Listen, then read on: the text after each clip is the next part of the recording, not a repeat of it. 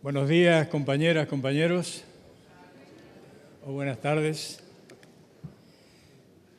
Muchas gracias por esta nueva invitación, por esta posibilidad de hablar ante el pueblo de Venezuela, que siempre, y al contrario de lo que se puede creer, no es útil para el pueblo de Venezuela, sino que es útil para quienes hablamos con ellos, porque nos cargamos de estímulos, de conocimiento, de coraje, y volvemos a nuestros países con más fuerza para continuar la lucha. Vamos al tema de la conjura de los medios. Bueno, el compañero Earle hizo una breve reseña de mi currículum y ustedes ven que ahí hay menos cuestiones de periodismo que de política. Yo quiero muy fuertemente coincidir con el compañero canciller, quien expresó que esta gran batalla que se está librando en todo el mundo y que se manifiesta en torno de la conjura mediática contra Venezuela, se libra en todos los terrenos, pero se gana en uno, el terreno de la lucha política en Venezuela, en América Latina y en el resto del mundo. Ciertamente para eso los medios son un factor fundamental, pero solamente serán un factor fundamental positivo si se asume hasta la última instancia esta cuestión.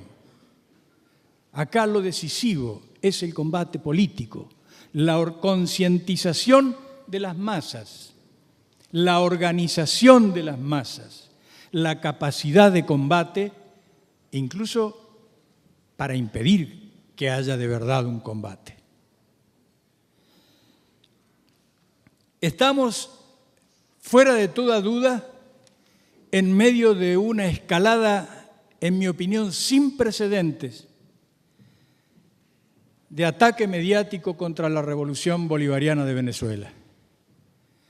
Yo sigo la revolución desde que comenzó y estoy curtido soportando ataques a la revolución, al comandante Chávez y a todos los miembros del gobierno revolucionario. Pero nunca se ha asistido al grado de virulencia, de brutalidad, de falta de todo límite para mentir, para ocultar, para tergiversar, como estamos viéndolo ahora. ¿Por qué será eso? Justamente porque la batalla se da en lo político, a mí me resulta imposible considerar la conducta de los medios si no parto de la realidad política internacional y nacional. Déjenme hacer un breve repaso. Voy a esforzarme por cumplir con el pedido con la orden de Earle, 20 minutos máximo. Pero déjenme hacer un repaso, porque me parece fundamental. Hace 2 días, el presidente Obama, en la Unión Europea,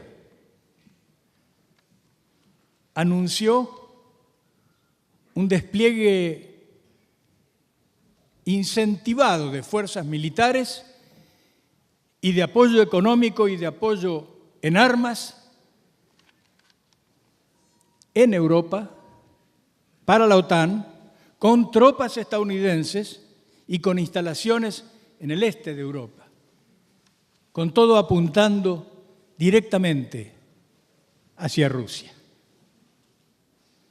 Lo dijo descaradamente y desde Europa pidió al Congreso de Estados Unidos un primer crédito de $1.000 millones para iniciar esta nueva ofensiva militar. ¿Qué es eso? ¿Qué es lo que justifica que Estados Unidos quiera fortalecer militarmente a la OTAN, el aparato militar más mortífero que ha existido jamás en la humanidad? ¿Por qué? Miren, yo suelo repetir en esas últimas semanas que desde hace alrededor de 9 meses el mundo ha estado en 3 oportunidades al borde mismo de una guerra mundial. Al borde. Abortada la posibilidad de la guerra a última instancia. Piensen en lo que ocurrió en Siria, hasta qué punto se llegó, en qué momento se frenó un ataque sobre Siria de Estados Unidos que podría haber desatado una guerra entre un conjunto de potencias en la región, todas atómicas. Todas atómicas. Luego ocurrió la independización de Crimea.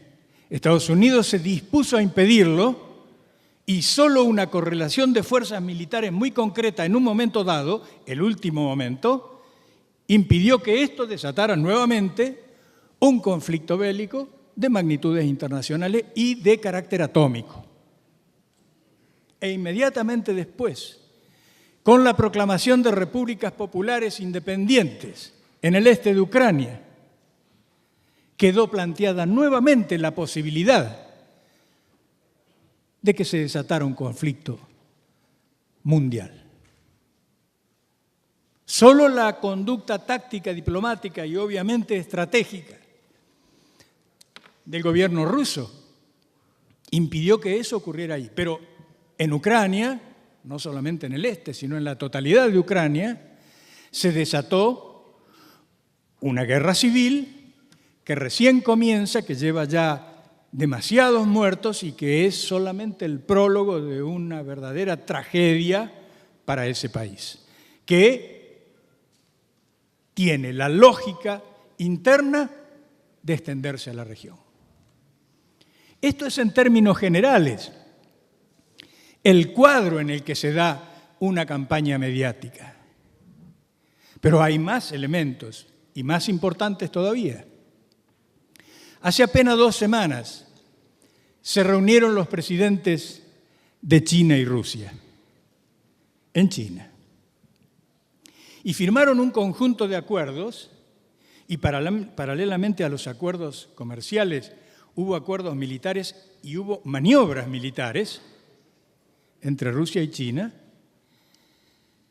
pero desde el punto de vista del acuerdo estrictamente comercial, eso ha hecho llegar al cuadro mundial a una cualidad nueva. Hace mucho tiempo, particularmente desde Venezuela, particularmente por el comandante Chávez, que se habla de un mundo pluripolar, de la perspectiva, de la estrategia de un mundo pluripolar. Bueno, eso ya no es una estrategia, ya no es una perspectiva, es una realidad. Con el acuerdo comercial, el conjunto de acuerdos comerciales entre China y Rusia, seguido una semana después con la constitución de un acuerdo político y monetario para crear una moneda única en el este de Europa con eje en Rusia, con las maniobras militares y los hechos militares no ocurridos, no detonados precisamente por la presentación de una capacidad de fuego inmensa que ha hecho retroceder en 3 oportunidades en 9 meses a Estados Unidos, nosotros estamos ya en un mundo pluripolar. ¿Qué significa eso? Bueno, pues que no estamos en un mundo unipolar, ¿verdad? La primera y obvia conclusión. Pero ¿y eso qué significa? Que Estados Unidos no es más la potencia hegemónica del mundo. Se terminó esa parte de la historia. No la hemos relevado lo suficiente en la prensa, en la discusión. Se ha cerrado un capítulo, un muy largo y muy trágico capítulo de la historia en el cual señoreó el imperialismo estadounidense. Y comienza uno nuevo. Comienza uno nuevo. ¿Qué es lo que comienza? Aquí vale la pena hacer una advertencia muy importante. Porque el fin de un orden imperial hegemonizado por Estados Unidos, no presupone un nuevo orden. Lo que ocurre hoy en el mundo es que no hay ni habrá, por todo un periodo histórico, un verdadero orden estable en el planeta con una hegemonía cualquiera que ella sea. La turbulencia, la pugna, eventualmente llegando a guerras, es el factor permanente y estable del periodo que viene. Ahora, yo hablé de otras latitudes, pero en este cuadro de nuevo mundo, en esta nueva geopolítica mundial, hay otra parte. Somos nosotros, es América Latina. Y América Latina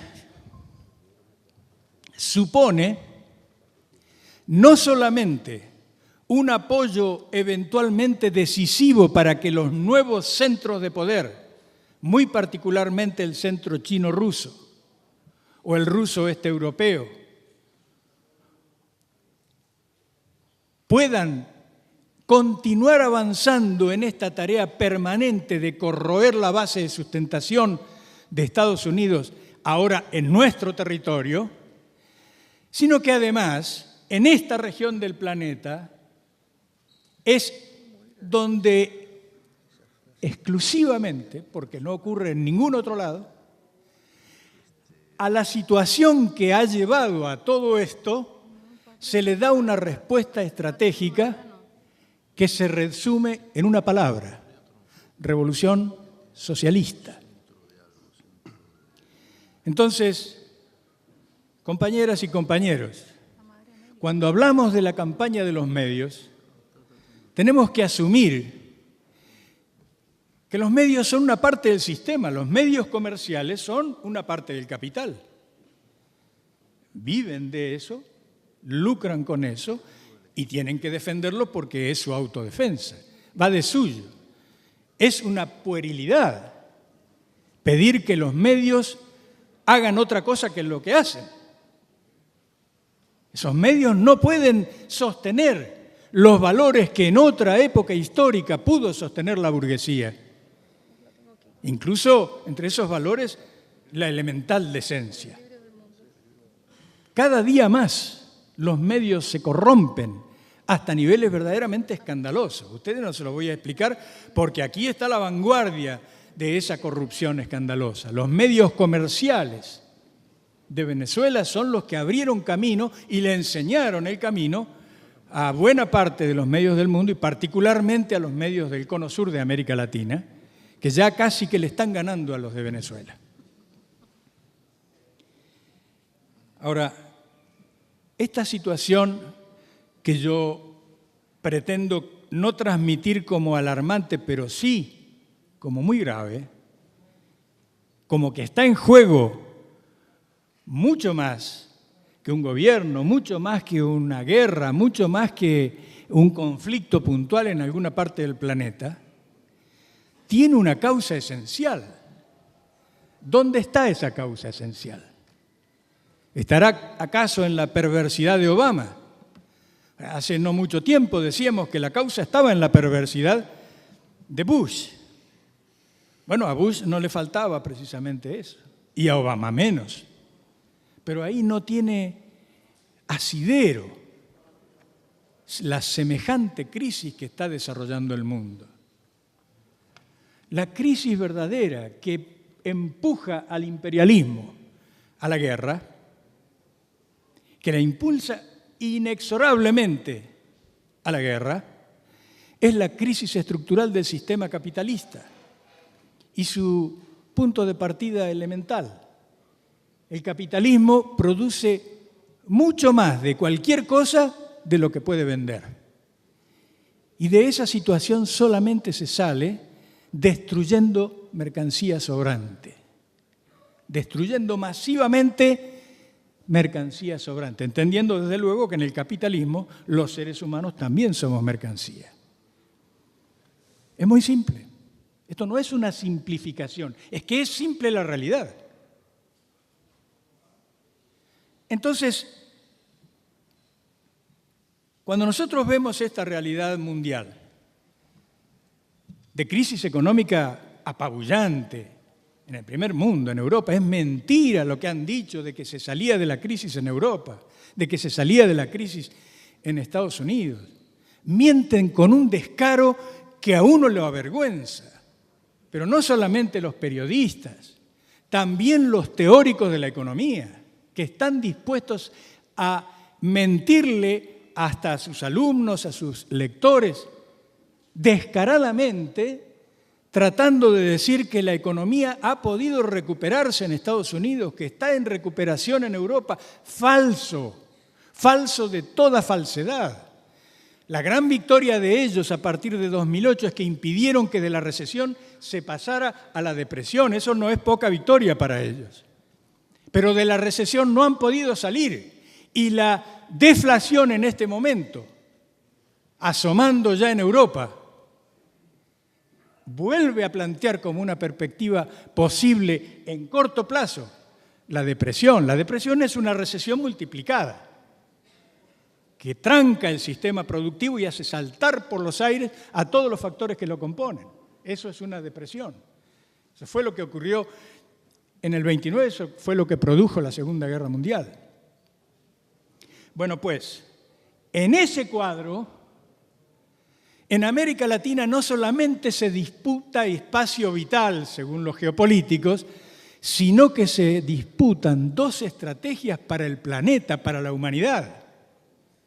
Si a esta situación general se le da una respuesta de mejora capitalista, díganme ustedes, ¿dónde hay un gobierno que efectivamente produzca mejoras sostenibles dentro del capitalismo? Denme un solo país hoy día.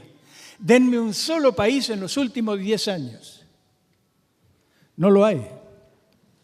No se puede sostener ni siquiera los niveles a menudo catastróficos de vida que tienen muchos países en el planeta a partir del sistema capitalista.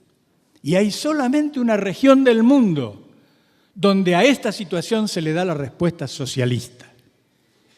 Son los países del ALBA, es América Latina. Pero los países del ALBA, América Latina de alguna manera acompañando desacompasadamente, pero acompañando este movimiento a cuya vanguardia está el ALBA y a cuya vanguardia está Venezuela,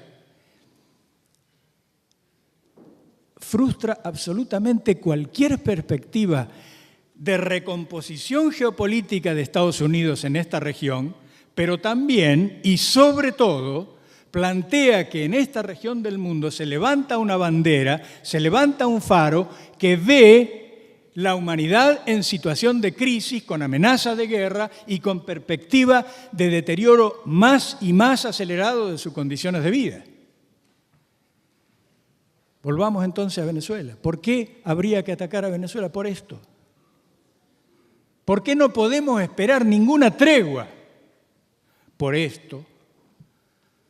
Porque la única tregua es como ocurre al interior de Venezuela.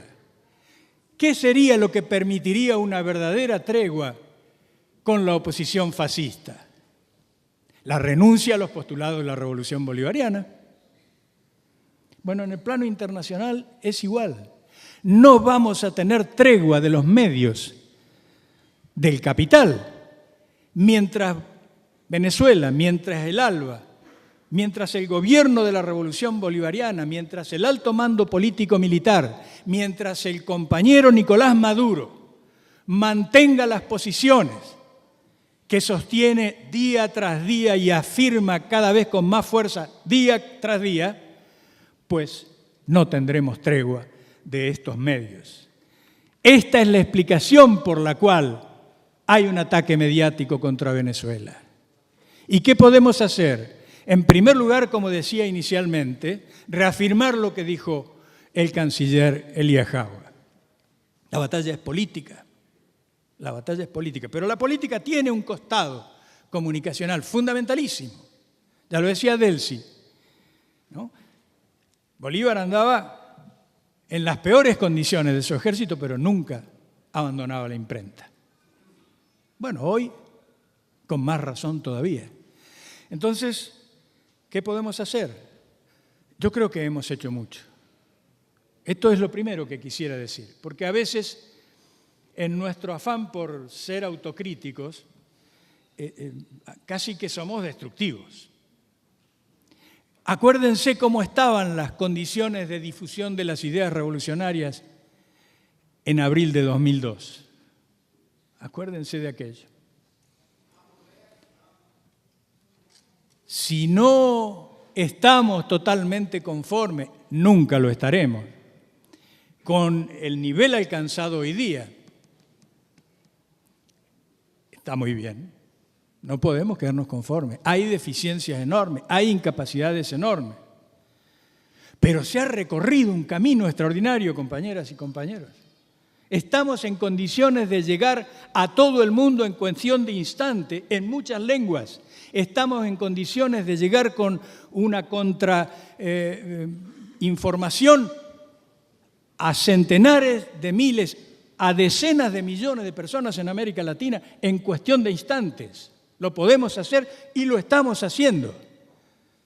Entonces, afirmar en primer lugar una gran victoria de las fuerzas revolucionarias de todo el mundo y particularmente de América Latina y en primer lugar de Venezuela en materia comunicacional. No nos dejemos amilanar por las dificultades, por los errores, por las mediocridades, incluso a veces por las mentiras que ocurren en nuestros propios medios. Atención en ese punto, vamos a hacer un paréntesis. Los medios burgueses mienten todo el tiempo, pero haciéndolo, en los últimos años han perdido su razón de existencia y ya no tienen credibilidad. Y está creándose una nueva credibilidad en materia de prensa. Entonces, quienes estamos involucrados en crear una nueva credibilidad en materia de prensa, podemos equivocarnos, nos equivocamos, podemos perder el rumbo, lo recuperaremos, pero lo que no podemos hacer jamás es mentir, es engañar.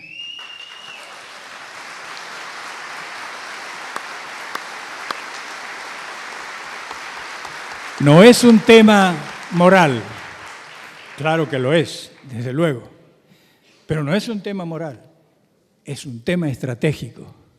Nosotros tenemos que darle la certeza a cientos de millones de personas de que somos el reemplazo real de las clases dominantes burguesas que han envilecido todo en 200 años, pero muy particularmente en los últimos 50 años. Y entonces, en el centro de esta campaña mediática, de este acoso que los compañeros del MIN se han llamado muy apropiadamente conjura, está la revolución de Venezuela. Y es por eso que aquí se puede hacer este tipo de actividad. Veremos si tenemos el tiempo suficiente para discutir entre nosotros medidas concretas. Yo creo que habría que avanzar muchísimo más en materia de coordinación de nuestros medios, en materia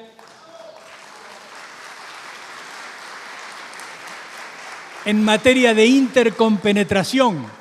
Nosotros tenemos que ser mejores en todo sentido a la burguesía, incluido el sentido periodístico. La burguesía tiene muy buenos medios de prensa.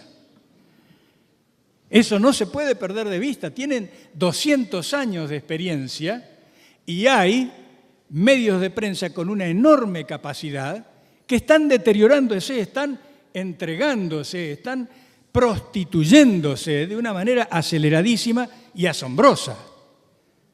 Pero todavía tienen un remanente de capacidades bajo el cual nosotros no podemos estar. Nuestros periodistas tienen que ser mejores que los periodistas de la burguesía.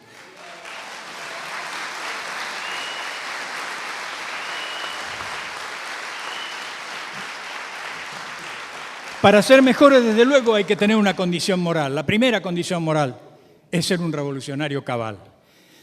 Pero Pero hay otras condiciones. Ser revolucionario es la condición primera necesaria, pero no es suficiente. Hay que saber de lo que se habla. Y para saber hay que estudiar y además debatir. Y para saber, estudiar y debatir hay que hacerlo en democracia, con participación plena.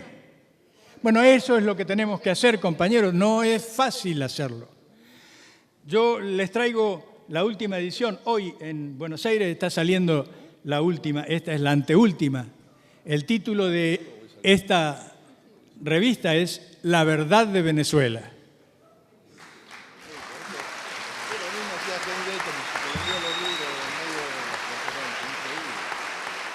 Hacemos esta revista y la imprimimos en 5 países y la distribuimos en 10.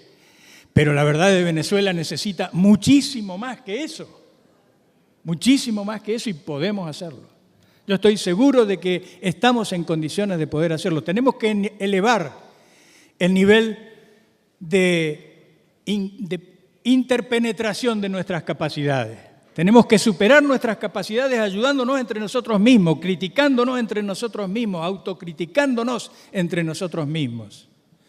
Ustedes no se olviden que una de las últimas batallas del comandante Hugo Chávez fue relativa a la creación de una quinta internacional. Cuando Chávez hablaba de eso, no hablaba sencillamente de una repetición de las internacionales que hemos conocido en la historia. Hablaba de algo mucho mayor. Bueno, yo quiero hablar de un aspecto de esa futura internacional que vamos a construir.